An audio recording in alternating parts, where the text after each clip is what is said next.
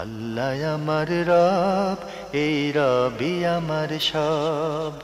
দামে দামে তুন মনে তারি অনুভব।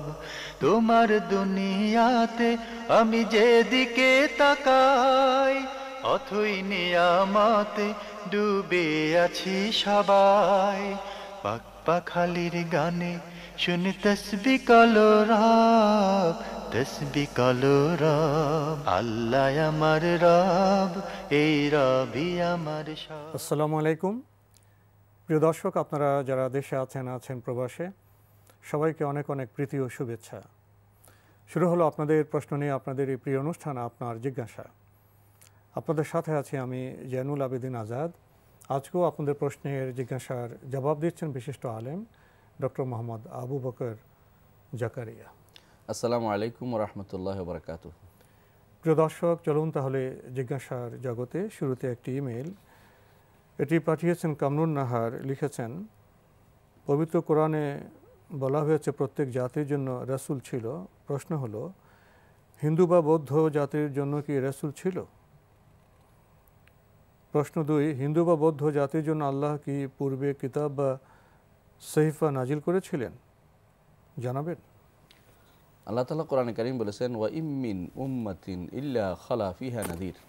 প্রত্যেক উম্মতে আল্লাহ তাআলা সাবধানকারী পাঠিয়েছেন। রাসূল হতে পারেন, নবী হতে পারেন, অথবা রাসূল এবং নবীর পক্ষ থেকে প্রতিনিধি হতে পারেন। নাজির হচ্ছেন যিনি সাবধানকারী, নাজির হচ্ছে সাবধানকারী সরাসরি রাসূল হতে পারেন, নবী হতে পারেন, অথবা কোনো তাদের পক্ষ থেকে পাঠানো প্রতিনিধি হতে পারেন। এটাই হচ্ছে মূল কথা। তো এখানে আপনি যে অর্থ করেছেন যে নাজির উম্মা অর্থ করেছেন বৌদ্ধ জাতি, হিন্দু জাতি, কথা মুসলিম জাতি, এরকম না। কিন্তু এখানে জনগোষ্ঠীর কথা। উম্মা অর্থ হলো জনগোষ্ঠী, জনপদের জনগোষ্ঠী। অর্থাৎ যেমন কিছু লোক এখানে বাস করে, তাদের মধ্যে আল্লাহ তাআলা একজন পাঠাবেন। কিছু লোক ওখানে বাস করে, সেখানে আল্লাহ একজনকে পাঠাবেন। সেখানে বিভিন্ন ধর্মের হতে পারে, ধর্মের উদ্দেশ্য নয়, ধর্মহীন হতে পারে। সুতরাং আপনি ওই অনুবাদটা এখানে ভুল হয়েছে আপনার, বা বুঝের ভুল হয়েছে। আপনি মনে করছেন যে বৌদ্ধ জাতিতে একজন পাঠাবেন বা হিন্দু জাতিতে একজন পাঠাবেন, কথা এরকম নয়, বরং জনগোষ্ঠী। কারণ আমরা সবাই বিশ্বাস করি এটা যে আল্লাহ তাআলা প্রথম যাকে পাঠিয়েছেন তিনি হচ্ছেন আদম আলাইহিস সালাতু ওয়াস সালাম। তাকে তার সন্তানদের কাছে নবী হিসেবে পাঠিয়েছেন। এরপরে মুসা, আল্লাহ তাআলা নূহ আলাইহিস সালামকে পাঠিয়েছেন তাদের সেখানে যারা ছিল তাদের কাছে। এরপর হুদ, সামুদ, পরবর্তীতে প্রত্যেক জাতিতে আল্লাহ তাআলা যেখানে জনগোষ্ঠী ছিল সেখানে কোনো না কোনো নবী পাঠিয়েছেন। আমরা আগে কোথায় ছিলাম? আপনারা যদি কোনো ওল্ড টেস্টামেন্ট দেখেন, দেখবেন যে মুসলিম মানুষরা সবাই এক জায়গায় ছিল যতক্ষণ না নূহের প্লাবন আসছে। নূহের প্লাবনের কারণে পৃথিবী সম্প্রসারিত হয়ে গেছে, ভিতরে পানি ঢুকে গেছে, মানুষ দূরে দূরে চলে গেছে। এর আগে একসাথে ছিল, সেখানে একখানে পাঠালে সবখানে বার্তা পৌঁছে যেত। সুতরাং বোঝা যাচ্ছে যে আল্লাহ তাআলা এর আগে যখনই নবী পাঠিয়েছেন, রাসূল পাঠিয়েছেন, সেখানে এই বার্তাগুলো সবখানেই পৌঁছে যেত যে অমুকখানে নবী আসছে, রাসূল আসছে এবং আল্লাহর কথা বলছে। সেই জন্য আল্লাহ তাআলা সবখানেই নবী রাসূল পাঠিয়েছেন। এই এলাকায় যত জনবসতি আছে সেখানেও আল্লাহ তাআলা পাঠিয়েছেন, যেখানে কিন্তু আমরা হয়তো সংরক্ষণ করতে পারিনি। সবচেয়ে দুঃখজনক হচ্ছে আমরা এমন এক জাতি, আমরা আমাদের ইতিহাস কখনো সংরক্ষণ করিনি, মুখস্থ করতে পারিনি। আমরা এমন এমন ইতিহাস রচনা করেছি যে ইতিহাসগুলো হাস্যকর হয়ে আছে। যদি কেউ আমাদের প্রাচীন ইতিহাস কেউ পড়ে, তখন অনেকেই মনে করবে আমরা গাছে ছিলাম, মাছ ছিলাম, আমাদের এই ছিল সেই ছিল, আমরা ল্যাংটা থাকতাম। আসলে কিন্তু এগুলো ইতিহাস নয়, এগুলো হচ্ছে কিছু মানুষের বিভ্রান্তি। আমরা ইতিহাস হিসাবে চালিয়ে দিচ্ছি। আমরা হয়তো কাউকে পেয়েছি তাদের গায়ে কাপড় নেই, এখন মনে করলাম যে আমরা বোধহয় আদিম মানুষ, গায়ে কাপড় ছিল না। কথাটা এরকম নয়। আল্লাহ তাআলা আদম আলাইহিস সালামকে যখন পাঠিয়েছেন তাকে কাপড় দিয়েই পাঠিয়েছেন। সুতরাং আমরা সবসময় মনে রাখবো এটাই, যে আল্লাহ তাআলা অবশ্যই, বিশ্বাস করি এটা, যে আল্লাহ তাআলা অবশ্যই জাতিতে জায়গা যেখানে জনপদ ছিল সেখানেই কোনো না কোনোভাবে হয় নবী পাঠিয়েছেন, না রাসূল পাঠিয়েছেন, না হয় রসুল এবং নবীদের পক্ষ থেকে প্রতিনিধি সেখানে পৌঁছেছে। ঠিক এই বিশ্বাসটা আমাদের রাখতে হবে। হিন্দু বৌদ্ধদের মধ্যে কি পৌঁছতে হবে সেটা নয়, এরা তো পরে হয়েছে, এটা পরে হয়েছে। এমনও আছে যারা পরে হয়েছে, রাসূলুল্লাহ সাল্লাল্লাহু আলাইহি ওয়াসাল্লামের পরে এসে তারা ভিন্ন ভিন্ন বিভক্ত হয়েছে। এর আগে যারা ছিল তারা এই নামেও ছিল না। আপনারা সবাই জানেন যে হিন্দু নামটি পূর্ববর্তী যুগে কোনো ব্যবহৃত হতো না। তারা নিজেদেরকে তাদের সনাতন ধর্ম বলতো, কেউ কেউ কেউ তাদেরকে ব্রাহ্মবাদ ধর্ম বলতো, ব্রহ্ম ধর্ম বলতো। এইভাবে বৌদ্ধরা বৌজা বা বৌদ্ধ যিনি ছিলেন তার সাকিয়া মুনি বা তাদের অন্যান্য নাম ছিল। পরবর্তীতে এদেশে কিছু আজীবিক ছিল, বিভিন্ন শ্রেণীর মানুষরা পেশায় বিভক্ত ছিল। এখানে যে কোনো আল্লাহ তাআলার পক্ষ থেকে কোনো লোক আসেনি বা তার পক্ষ থেকে কোনো লোক এসে দিনের প্রসারের জন্য মানুষকে ডাকেনি, আল্লাহর দিন দিয়ে ডাকেনি, এমন কথা আমরা বলি না। অবশ্যই পৌঁছেছে, কিন্তু আমরা আমাদের সেই ইতিহাস ঐতিহ্য রক্ষা করতে পারিনি, সংরক্ষণ করতে পারিনি, এটাই হচ্ছে সত্য কথা। স্রষ্টার বাণীর সাথে মানুষের বাণীও ঢুকে গেছে এবং আমার সময় ধীরে ধীরে দেখা গেছে যে স্রষ্টার বাণী হারিয়ে গেছে, মানুষের বাণীটাই রয়ে গেছে, এমনও হতে পারে। এটা হয়েছে আপনার যারা রাজন্যবর্গ ছিলেন, যারা ধর্মগুরু ছিলেন, অনেক সময় নিজেদের বা গোষ্ঠীর স্বার্থে এই সমস্ত মিশ্রণ ঘটেছে। তো হতে পারে। আরেকটি প্রশ্ন করেছেন যে কিতাব বা সহিফা যে নাজিল করেছেন এগুলো কি সবার কাছে এসছে? জি, আসলে কিতাব ছিল, বিখ্যাত কিতাব 4টি। একটি হচ্ছে যেটা আল্লাহ তাআলা মুসা আলাইহিস সালামকে পাঠিয়েছেন, তারপর দাউদের কাছে দিয়ে আল্লাহ তাআলা দ্বিতীয় দিয়েছেন জাবুর, দাউদকে দিয়েছেন জাবুর, আর ঈসা আলাইহিস সালামকে দিয়েছেন ইনজিল, আর মুহাম্মদ রাসূলুল্লাহ সাল্লাল্লাহু আলাইহি ওয়াসাল্লাম দিয়েছেন কোরআন। এর বাইরে আল্লাহ তাআলা যুগে যুগে নবী রাসূলদের কাছে সহিফা পাঠিয়েছেন। এই সহিফার মধ্যে আদম আলাইহিস সালামের সহিফা ছিল এবং নূহ আলাইহিস সালামের সহিফা ছিল। এবং অনেকেই বলে থাকেন যে আমাদের দেশে যে সমস্ত ধর্ম আছে, দিন আছে, বিশেষ করে মনু সংহিতা, অনেকে বলে থাকেন যে নূহ আলাইহিস সালামের নামের অপভ্রংশ হচ্ছে মনু, এবং সে তার যে মনু সংহিতার মধ্যে দিনের কথাবার্তা আছে। আমরা অস্বীকার করছি না, আবার স্বীকারও করছি না, কারণ আমাদের কাছে স্পষ্ট কোনো দলিল নেই। হ্যাঁ, এখানে যদি থাকে আলহামদুলিল্লাহ, ওসব কথায় অনেক সুন্দর কথা পাওয়া যায়, অনেক ন্যায়ভিত্তিক কথা পাওয়া যায়। বোঝা যাচ্ছে যে এর মধ্যে কোনো না কোনো শরীয়তের কোনো অংশ ছিল এক সময়, কিন্তু সেটা ধীরে ধীরে অপভ্রংশ হয়েছে, সেটার মধ্যে অনেক কিছু ভুল ঢুকে গেছে, মিশ্রণ হয়ে যাওয়ার কারণে সেটা তার মূল অবকাঠামোতে আর নেই, আর আমাদের শরীয়তের বিধান হচ্ছে এটা, যতক্ষণ পর্যন্ত আমাদের নবী তার কোরআন এবং রাসূলের হাদিস নিয়ে আসছে ততক্ষণ পর্যন্ত আগেরগুলির আমল ছিল।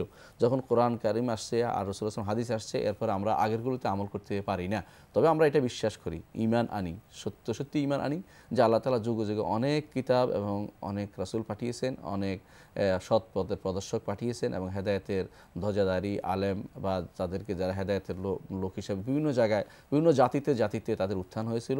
সেই জাতির লোকেরা কেউ মেনেছে, কেউ মানেনি, কেউ তাদেরকে বাড়াবাড়ি করে ইলা বানিয়ে নিয়েছে। এটাও কোনো ইমাম বলেছেন যে কেউ এই সময় আমাদের দেশে যারা আমাদের সাথে বীরকে পূজা করা একটা স্বভাব আমাদের দেশের মানুষের ভিতরে আছে। এই জন্য যারা ভালো লোক তাদেরকে ধীরে ধীরে তারা মনে করেছে তারাই বুঝে অবতার, তারা নাজিল হয়েছে, তাদেরকে এই করতে হবে সে করতে হবে, তাদের পূজা করা আরম্ভ করেছে। যেমন মুহাম্মদ সাল্লাল্লাহু আলাইহি ওয়াসাল্লাম, তাকে তো এই দেশের এক শ্রেণীর বা এক ধরনের লোকেরা কলকি অবতার বানিয়ে নিয়েছেন, বলছেন যে কলিকালের অবতার যিনি নাজিল হন তিনি হচ্ছেন মুহাম্মদ সাল্লাল্লাহু আলাইহি ওয়াসাল্লাম। আমরা সেটা বলি না, কিন্তু তারা সম্মান করতে করতে অবতার বানিয়ে নিয়েছে যে আল্লাহ নাজিল হয়ে আসছে, নাউযুবিল্লাহ। তো সুতরাং বোঝা যাচ্ছে যে মানুষ তো অনেক কথা বলবে, আমাদের বিভ্রান্তি থেকে বাঁচতে হলে আমাদের রাসূল ইসলামের যে বক্তব্য, সাহাবাদের যে আচরণ, আমাদের সেদিকে আমরা একটা কথা বলি যে প্রত্যেকটি দিনের মধ্যে যদি আল্লাহর পক্ষ থেকে দিন হচ্ছে একটি, সেটা হচ্ছে ইসলাম প্রত্যেক নবীরই দিন ছিল, কিন্তু পরবর্তী মানুষ পরিবর্তন করতে করতে এমন জায়গায় নিয়ে এসেছে যেটা এখন আর গ্রহণযোগ্য না অনেক কিতাবেই। যদি কোনো কিতাবে তাওহীদের কোনো ঘোষণা না থাকে সেটা আল্লাহর কিতাব বলে বিবেচিত হবে না, কারণ আল্লাহ তাআলা প্রত্যেকটি কিতাবের দাবি ছিল তাওহীদ। আল্লাহ তাআলা কোরআন কারীমে সেটা বলে দিয়েছেন, যখনই আমি কোনো রাসূল পাঠিয়েছি তখন ওহী করেছি, নূহি ইলাইহি আন্নাহু লা ইলাহা ইল্লা আনা ফা'বুদুন। তাদের প্রত্যেকের কাছে এই ওহীটা ছিল যে একমাত্র আমি হচ্ছে ইলাহ, আমারই ইবাদত করো। সুতরাং কোনো গ্রন্থে যদি কোনো এই কথা না থাকে সেটা আল্লাহর দেয়া গ্রন্থ নয়, তাওহীদের বার্তা না থাকলে সেটা আল্লাহর দেয়া গ্রন্থ, সেটা আল্লাহর গ্রন্থ নয়। জি দর্শক, আমরা আরেকটি ইমেল পড়ছি, পাঠিয়েছেন সোহাইব কিবরিয়া নারায়ণগঞ্জ থেকে। লিখেছেন, আমার আব্বু একজন সরকারি ব্যাংকের কর্মকর্তা, তিনি ব্যাংক থেকে লোন নিয়ে বাড়ি তৈরি করেছেন, যার একটা অংশ সুদ সমেত মাসিক বেতন থেকে কেটে নেওয়া হচ্ছে। আমার প্রশ্ন হলো, সুদ যেহেতু হারাম, তাহলে এই অবস্থায় কি করে সুদ থেকে মুক্তি পাওয়া যাবে? জি, সুদ নিয়ে হারাম এবং সুদের টাকা দিয়ে বাড়ি করাও হারাম। তো হারাম কাজ করেছেন আপনার বাবা বা আপনার বাবার উচিত হবে যত দ্রুত সম্ভব এই টাকা পরিশোধ করে দিতে হবে। কারণ টাকা দিতে হবে কি, এর থেকে মুক্তি নিতে হবে, হয় তাদের ক্ষমা চাইয়ে নিতে হবে, আর যে ব্যাংকের লোন হয়ে থাকে তাদের যেভাবে হোক সেটা আদায় করে দিয়ে আপনি সেটা গুনাহ থেকে মুক্ত হতে হবে। যদি ভালো হয়, সবচেয়ে ভালো হয় বিক্রি করে দিয়ে, আপনারা বিক্রি করে দিয়ে, বড় বিল্ডিং হলে যে অংশ বিক্রি করে দিয়ে হলো আপনাকে এই সুদ থেকে মুক্ত হওয়ার জন্য যতটুকু পারেন, কম অবস্থায় ভালো একটা ফ্ল্যাট বিক্রি করলে তো হয়ে যেতে পারে, হয়তো 10টা প্লট আপনার আছে, আপনার 5টা প্লট বিক্রি করে দেন, অথবা আপনার 9টাই বিক্রি করে দেন, থাকার জায়গাটা ব্যতীত আর যতটুকু দরকার, যতটুকু আছে বেশি থাকে সেটা বিক্রি করে দিয়ে হলেও সুদ থেকে বেরিয়ে আসতে হবে। ধীরে ধীরে সুদ আদায় করবেন, এই পদ্ধতি অবলম্বন। যতদিন আপনি এটাতে লিপ্ত, এই সুদ দিতেছেন, ততদিন পর্যন্ত আপনি আল্লাহ এবং তার রসুলের সাথে যুদ্ধে লিপ্ত হয়েছেন এবং হারাম কাজে লিপ্ত আছেন। আপনার ইবাদত কবুল হচ্ছে কিনা সন্দেহ থাকবে। সুতরাং আপনি অবশ্যই আপনার বাবাকে বুঝাবেন, আপনি নিজেও বুঝবেন, আপনি যেহেতু ওয়ারিশ হবেন, আপনি তাকে বুঝিয়ে বলবেন যে আমাদের এত টাকার প্রয়োজন নেই, আমাদের আল্লাহর কাছে ফিরে যেতে হবে, ইন্না লিল্লাহি, আমরা আল্লাহর জন্য আল্লাহর কাছে আমাদের ফিরে যেতে হবে। সুতরাং আমাদের এই জিনিসটার উপর থাকুন, তাকে বুঝান, নিজে বুঝুন এবং আপনার এই হারাম থেকে বেরিয়ে আসার জন্য যাবতীয় পন্থা অবলম্বন করুন। যদি অন্য জমি থাকে সেটা বিক্রি করে হলো তাতে তাদের ব্যাংকের লোন দিয়ে আপনি নিজে এই সুদ মুক্ত হয়ে যান। এখন যে দিবেন সেটা জায়েজ কিনা প্রশ্ন হচ্ছে এটা। হ্যাঁ, এখন দিবেন, এই জন্য আপনি এখন দিতে বাধ্য, আপনি ইচ্ছা করে দিচ্ছেন না, কারণ করে ফেলেছেন এই জন্য। কিন্তু আগে যদি আমাদের জিজ্ঞাসা করতেন, আমরা বলতাম যে সুদ নিয়ে বাড়ি করবেন না, সুদ নিয়ে কোনো কাজ করবেন না, সুদের টাকা দিয়ে কোনো কিছু করা জায়েজ নেই। আগে কথা বললে আমরা সেই উত্তর দিতাম। এখন বলবো যে হ্যাঁ, যেহেতু আপনি বাধ্য, আপনি এখন কিছু করার নেই, আপনি এই টাকাটা পরিশোধ করবেন, পরিশোধ করে ফিরে আসুন, আল্লাহ এবং তার রসুলের দিকে ফিরে আসুন। ভাই শোয়েব কিবরিয়া, আপনার ইমেল পড়ছিলাম, আপনি আরও লিখেছেন, ইসলামে নারীদের ইমামতির বিধান আছে কি? ইসলামে নারীদের ইমামতির বিধান আছে এক জায়গায়, সেটা হচ্ছে নফল সালাতে। নফল সালাত যেমন তারাবি অথবা সেখানে কোনো তাহাজ্জুদ পড়লো কেউ, সেই জায়গাতে যদি কোনো কেউ নারীরা থাকে, নারীদের ইমামতি নারীরা করতে পারবে, নারীদের মাঝখানে দাঁড়িয়ে নারীদের ইমামতি করতে পারবে। এ ব্যাপারে বেশিরভাগ আলেমী একমত পোষণ করেছেন। এমনকি এ ব্যাপারে অনেকেই বলেছেন যে এটা জায়েজ, কারণ আয়েশা রাদিয়াল্লাহু আনহা তিনি এই কাজটি করতেন, উম্মে সালামা রাদিয়াল্লাহু আনহা তিনি এই কাজটি করতেন, তারা ইমামতি করতেন বলে সহিহ হাদিস দ্বারা প্রমাণিত হয়েছে। দ্বিতীয় হচ্ছে ফরজ সলাতে নারীরা ইমামতি করতে পারবে কিনা। ফরজ সলাতে নারীরা করতে পারবে, এটাই হচ্ছে বিশুদ্ধ মত। অর্থাৎ নারীরা ফরজ সলাতে নারীদের ইমামতি করতে পারবে যদি সেখানে নারীরা একত্রিত হয় এবং সেখানে তারা সলাত আদায় করতে চায়, একজন ইমাম হয়ে সলাত আদায় করতে পারবেন। কারণ নফলে যা জায়েজ ফরজও তা জায়েজ, এটাই হচ্ছে দলিল। ইমাম আহমদ ইবনে হাম্বল রাহমাতুল্লাহ এই মতটি পোষণ করেছেন এবং এটা একটা শক্তিশালী মত।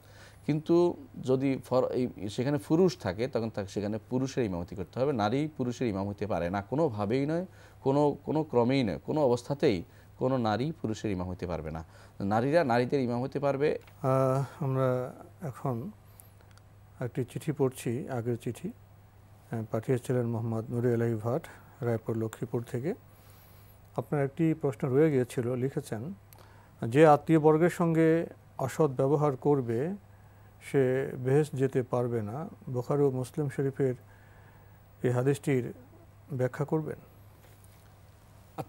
আত্মীয়তার সম্পর্কের সাথে আত্মীয় সম্পর্ক কাটলে সে জান্নাতে যেতে পারবে না। হাদিসে আছে রাসূলুল্লাহ সাল্লাল্লাহু আলাইহি ওয়াসাল্লাম বলেছেন কাতিউর রাহিম, আত্মীয়তার সম্পর্ক যিনি কাট আপ করে দিবে। আত্মীয়তা সম্পর্ক হচ্ছে যে এটা কিন্তু আরও ব্যাপক এই জন্য, একটা হচ্ছে তার অধিকার, যেমন ভাইয়ের কাছে বোনের সম্পত্তি রয়ে গেছে, এটা তার অধিকার। বাবার কাছে সন্তান সন্তানের অধিকার রয়ে গেছে, অথবা সন্তানের কাছে বাপ মায়ের অধিকার রয়ে গেছে, সেটা কিন্তু শুধু আত্মীয়তার সম্পর্ক নয়, সেটা আরও উপরের জিনিস। এটার জন্য সে বড় ধরনের গুনায় লিপ্ত হবে যদি কোনো সেটা আদায় না করে।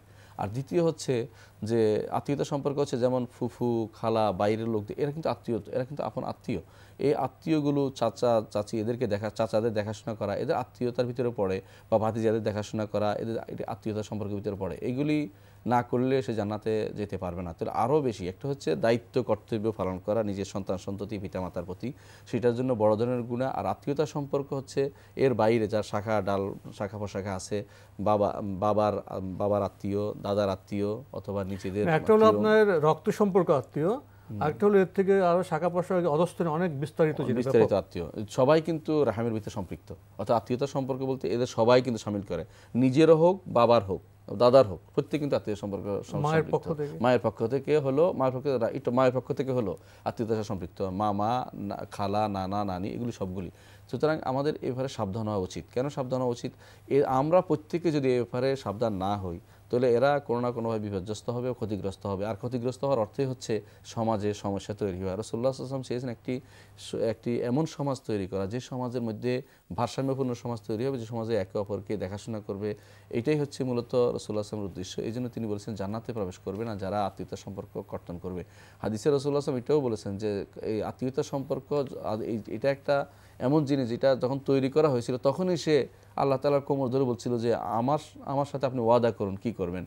আল্লাহ তাআলা তখন ওয়াদা করেছেন যে যে ব্যক্তি তোমার সাথে সম্পর্ক ঠিক রাখবে আমি তার সাথে সম্পর্ক ঠিক রাখবো, আর যে ব্যক্তি তোমার সাথে সম্পর্ক কর্তন করবে আমি তার সাথে সম্পর্ক কর্তন করবো। তো বোঝা যাচ্ছে এটা একটা গুরুত্বপূর্ণ পয়েন্ট এবং গুরুত্বপূর্ণ জিনিস। আমাদের প্রত্যেকের উচিত আত্মীয়তার সম্পর্ক ঠিক রাখা। বর্তমান সমাজে যেটা হচ্ছে দেখেন, বর্তমান সমাজে আমরা এই বিশেষ করে আধুনিক যে প্রযুক্তির যুগে আরও বেশি সুন্দর করে তার থেকে সম্পর্ক রক্ষা করতে পারি। অনেকে মনে করে যে আমরা যান্ত্রিক যুগে আসছি, তাদের সাথে কীভাবে সম্পর্ক তৈরি করবো। না, সালাম দিয়ে হলেও একটা টেলিফোন আছে, টেলিফোন দিয়ে হলেও কথা বলেন, অন্তত তাদের সাথে ঈদে অথবা তাদের আনন্দের দিনে অথবা তাদের কোনো খুশির দিনে আপনি তাদেরকে বলেন, অথবা তাদের কোনো বিপদে পড়ছে তাদের সময় খোঁজ খবর নেন। এটা কিন্তু একটা কঠিন কিছু নয়। এটা যদি না করেন তাহলে কিন্তু আমি সবাই আমরা আল্লাহর কাছে দায়ী হব। না, আত্মীয়তার সম্পর্ক রক্ষার বিষয়টি কোনো ঐচ্ছিক বিষয় নয়, না এটা শুধু সামাজিক বিষয় নয়, এটা আমাদের উপর অর্পিত ধর্মীয় দায়িত্ব বটে। প্রিয় দর্শক, আমরা খুবই গুরুত্বপূর্ণ বিষয়ে অবগত হলাম। এবার আমাদের হাতে একটি চিঠি, এটি পাঠিয়েছেন মতিয়ার রহমান, তেজগাঁও, ঢাকা থেকে। লিখেছেন, my brother is a government officer, he is earning money, illegal money. He is earning many illegal money. I have advised him again and again to be honest, but he told me that he would not be honest. Being dishonest, he gives donation in mosque and madrasa from his legal money. Question: if he die now, where will he go? Jannat or Jahannam? ভাই, আসলে আপনি আপনার ভাইকে নসিহত করেছেন যে তিনি যেন অন্যায় পথে বা অন্যায়ভাবে কোনো কিছু কামাই না করে অর্জন করতে আপনি নিষেধ করেছেন। আলহামদুলিল্লাহ, আপনি আপনার দায়িত্ব পালন করেছেন। দ্বিতীয় হচ্ছে, আপনার এটুকু যথেষ্ট নয়, আপনার দায়িত্ব হবে তার থেকে কোনো কিছু গ্রহণ না করা, যেহেতু তার সম্পদ হালাল নয়, বরং আপনি নিজে অর্জন করবেন, তার কাছে খাবেন না, তার হারাম সম্পত্তি আপনি বক্ষণ করবেন না, দাওয়াতে শরিক হবেন না। হ্যাঁ, যেটা কর্তব্য সেটা হচ্ছে তিনি অসুস্থ হলে আপনি দেখাশোনা করবেন, দেখে আসবেন, এটুকুই। অথবা তিনি যদি কোনো আপনাকে কোনো নির্দেশ দেয় যেটা শরীয়ত বিরোধী নয়, সেটা আপনি পালন করবেন, যেহেতু আপনার ভাই, বড় ভাই হিসেবে। কিন্তু আপনি তার সম্পদের কোনো অংশের প্রতি আগ্রহী হবেন না এবং তাকে সবসময় তাকে দূর রাখার চেষ্টা করবেন। দ্বিতীয় যে জিনিসটা, যেটা হচ্ছে যে আপনি বলেছেন যে তার অতিরিক্ত সম্পদ তিনি বলতে চান যে তিনি মসজিদ মাদ্রাসা দান করেন। এই জিনিস যে ব্যক্তি মনে করবে যে আগে থেকে সিদ্ধান্ত নিয়ে নিবে যে আমি হারাম কামাই করব, বাকি টাকা মসজিদে মাদ্রাসায় দিয়ে দেবো, তার এটা গ্রহণযোগ্য হবে না। যেখানে দেখ না কেন এর জন্য তাকে শাস্তি পেতে হবে। এগুলি হারাম টাকা তার জন্য জাহান্নামে যাওয়ার কারণ হবে। সুতরাং তিনি আগে থেকে সিদ্ধান্ত নিতে পারেন না। ওই ব্যক্তির জন্য সেটা শুধু বের হওয়ার পর, যে ব্যক্তি কোনো কারণে তার কাছে হারাম চলে এসেছে, এখন কি করবে, তিনি শুধুমাত্র সেটা কোনো মাদ্রাসায় দিয়ে বা যিনি এমন জায়গায় যে সবের আশা ব্যতীত সেটা দান করে দিয়ে দিতে হবে পুরোটাই। তাহলে তিনি কেন কামাই করতেছেন? যদি পুরোটাই দিয়ে দিতে হয়, তিনি হারামটা তিনি কেন অর্জন করছেন, এই বিষয়টা আমাদের জানা দরকার। কী জন্য তিনি হারামটা অর্জন করছেন? আসলে তিনি দিতে চান না, তার মধ্যে দুনিয়া লোভ ঢুকেছে এবং দুনিয়া প্রীতি ঢুকেছে এবং তিনি যেভাবে হোক তিনি সম্পদ কামাই করতে চান। এটাই হচ্ছে প্রবৃত্তি তাড়িত শিরক। প্রবৃত্তি শিরকে লিপ্ত করছে তাকে, যে অন্যায় কাজটুকু সে করবেই করবে। যত আল্লাহর কথা বলুন, রসুলের কথা বলুন, হারাম কথা বলুন, সেটা কত নয়, সে মনে করছে যে এটা করবই করব, টাকা জোগাড় করা দরকার, টাকা পয়সাওয়ালা হওয়া দরকার। যদি তিনি পুরোটাই দান করে দিতেন তো কেন তিনি রোজগার করছেন কেন, হারাম টাকা নিচ্ছেন কেন? এই জন্য তার থেকে কোনো কিছু আপনি গ্রহণ করবেন না। আপনি শেষে প্রশ্ন করেছেন যিনি যদি মারা যান জান্নাতে যাবেন না জাহান্নামে যাবেন। দেখেন, জান্নাত জাহান্নামের দায়িত্ব আমাদের কারো হাতে নয়। কেউ বলতে পারে না কে কোথায় যাবে। আমরা শুধু লক্ষণ দেখে বলি যে এইটা কারণ, এটা যাওয়ার কারণ। হ্যাঁ, তিনি হারাম কামাই করেছেন, এটা তার জাহান্নামে যাওয়ার কারণ। তিনি তো আপনার অবৈধ অর্থ উপার্জন করছেন, আর মসজিদ মাদ্রাসা দিচ্ছেন লিগ্যাল মানি, বৈধ উপায়ে অর্জিত মানি দিচ্ছেন, এর কি কোনো ফল উনি পাবেন? হ্যাঁ, তিনি বৈধ মানি যদি মসজিদ মাদ্রাসায় দিয়ে থাকেন তাহলে সেটা তার ফল পাবেন, তিনি সেটা অবশ্যই পাবেন। কারণ হারাম কখনো হালালকে হারাম করে দেয় না, হারাম কখনো হালালকে হারাম করে দেয় না। এটা আমাদের এটা কায়দা কুল্লিয়া, সবসময় একটা নীতি, একটা মৌলিক নীতি, বা এটাকে যেটা বলা হয় একটা মূল কায়দা, যেটা নীতি, এটা মেনে রাখতে হবে আমাদেরকে। যে যতটুকুন ভুল ততটুকুনি ভুল, সবটা ভুল হয়ে যাবে না। তিনি হালাল টাকাটা যদি তিনি দান করেন সেটা আল্লাহর কাছে গ্রহণযোগ্য হবেন। কিন্তু হারাম টাকাটা তাকে এই দানটার তিনি যে করছেন এই দানটার কবুল হতে বাধা হয়ে দাঁড়াবে তার জন্য। অর্থাৎ তিনি দান করতে পারবেন কিন্তু এটা কবুল হবে কিনা এটা আল্লাহ তাআলা জানেন। যেহেতু তিনি হারাম কামাই করেন, হারাম কামাইটা তার ওই হালাল কাজটা কবুল হওয়ার পথে বাধা হতে পারে, আমরা বলতে পারি না। তিনি দান করতে পারেন এটা, কিন্তু এটা কবুল হবে এটা আমরা বলতে পারি না, কারণ কবুল হওয়ার জন্য তার অর্জন হালাল হওয়া জরুরি, তার জীবন যাপনটা আল্লাহর পছন্দনীয় হতে হবে। তো আজকে আমাদের এখানে শেষ করতে হচ্ছে। আপনাকে অনেক ধন্যবাদ। জাযাকাল্লাহু খায়রান। প্রিয় দর্শক, মুসলিম হিসেবে তো আমরা নামাজ, রোজা, হজ, যাকাত এইসব আবাদত করব, আরেকটি বিষয় গুরুত্বপূর্ণ। আল্লাহ আমাদের অবশ্যই প্রশ্ন করবেন আমরা কোন পথে উপার্জন করেছি এবং কোন পথে ব্যয় করেছি। এই প্রশ্নের জবাব ছাড়া তো আমরা মুক্তি পাব না। তাহলে আসুন আমরা আমাদের অর্থনৈতিক জীবন সম্পর্কেও আরও সচেতন হই। চিঠি লিখুন, প্রশ্ন পাঠান আমাদের ঠিকানায়। পরিচালক আপনার জিজ্ঞাসা, এনটিভি, বিএসসি ভবন, 7ম তলা, 102 কাজী নজরুল ইসলাম এভিনিউ, কারওয়ান বাজার, ঢাকা 1215। আপনারা ইমেলও করতে পারেন। আমাদের ইমেল অ্যাড্রেস আপনার জিজ্ঞাসা @ntvbd.com। প্রিয় দর্শক, আপনারা আমাদের অনুষ্ঠানে এনটিভি অনলাইনেও দেখতে পারবেন। ভিজিট করুন www.ntvbd.com। দর্শক, আপনারা সবাই নিরাপদে থাকুন, থাকুন শান্তিতে। আসসালামু আলাইকুম। আমার রব, এই রবি আমার সব, দামে দামে তুন মনে তারি অনুভব। তোমার দুনিয়াতে আমি যেদিকে তাকাই, অথই নিয়ামতে ডুবে আছি সবাই।